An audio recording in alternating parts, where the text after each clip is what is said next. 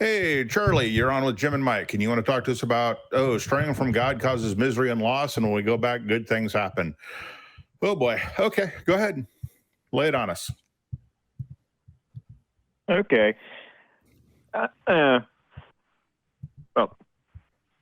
the thing about that is that if you start say with Genesis, okay, that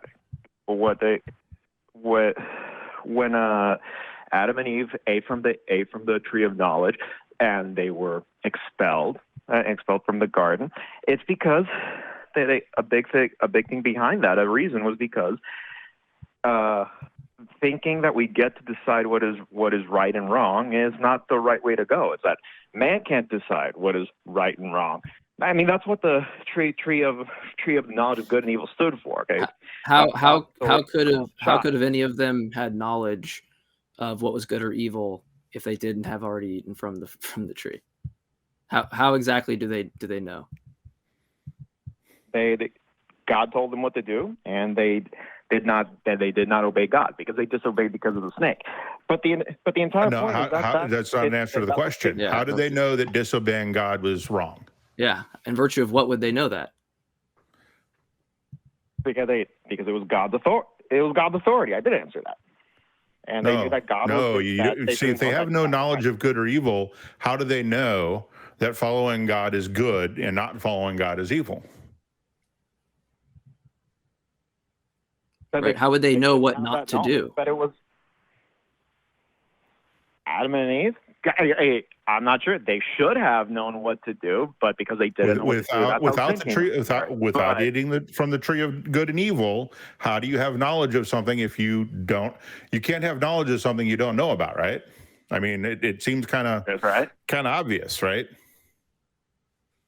Yeah. Okay. So they didn't know it was good. They didn't know it was wrong to disobey God. They did know it was wrong to listen to the snake until after they ate the fruit. Then they know. Yeah, everything on their view would be like amoral, right? It wouldn't be like what they should or shouldn't do. It would just be like. Mm-hmm. So it seems like God would have had to coerce one of them, right? Oh. Well, but it all goes about what they felt. Do you think that God, when he created the universe, was tripped up by the tree? You don't think he had like foresight because he's omniscient? You think like Adam and Eve, just like he's creating the universe and he's just like, damn it, I did not expect or intend for this to happen. Do you think God fails in respects to his intents? It seems like God is clearly coercing what decision they're going to make.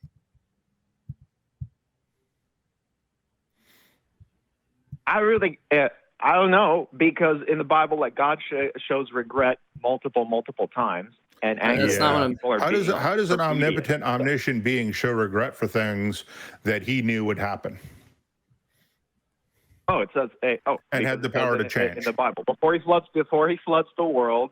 He actually said it. He actually shows regret. I got this edition by the illustrator called Robert Crumb, where.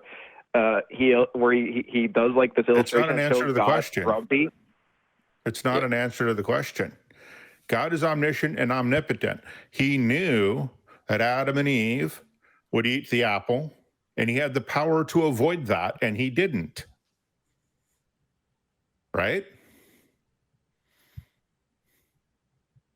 Yeah. So, what does that tell you about the story?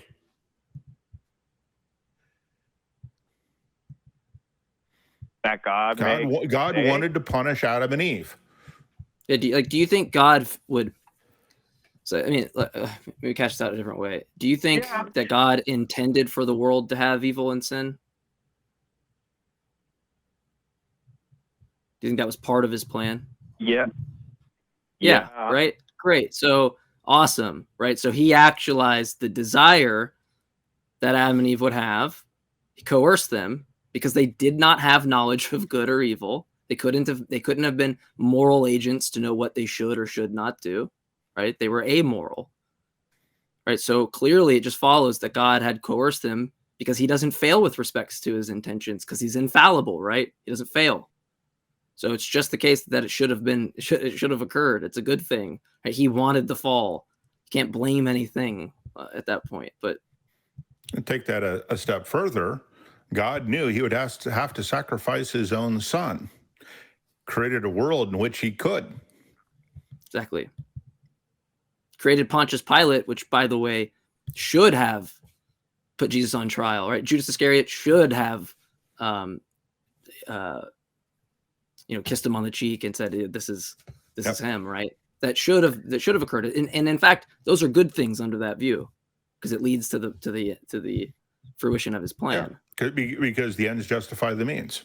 Yes, and so it's a theme running in these conversations today. Yeah, seems to there's be. really no evil, given that they're all leading to the greater good. But Charlie, I don't know if you have a response, but we're gonna try to make this one short, because it doesn't seem like you're really when you do address, you don't seem to address like what we're saying. You go into like some guy wrote in a book or something. I think we. Okay. No, no, because the point that, well, no, I mean, like, you guys are the one are kind of going off on tangents that we go on, but when we're saying that, but the original point that I'm trying to make is that, well, a lot of people, and even Satan hates about God, and God seems to tell us what to do and so much to do. But here's the thing: humans like to do things their own way. They like to be the boss of themselves. The boss of other people, and be the boss of God. Do you know why I don't want to do what God tells me to do? Because God is evil, because he supports evil things. He supports slavery. He supports misogyny. He supports genocide. None of those things are things that I support. And I suspect that you don't support any of those things either. Would that be correct? Do you support genocide? Do you think genocide's a good idea? Well, what genocide are you talking about? You mean God's genocides, the genocides that he did in Exodus, Leviticus? Yeah, the drowning babies one.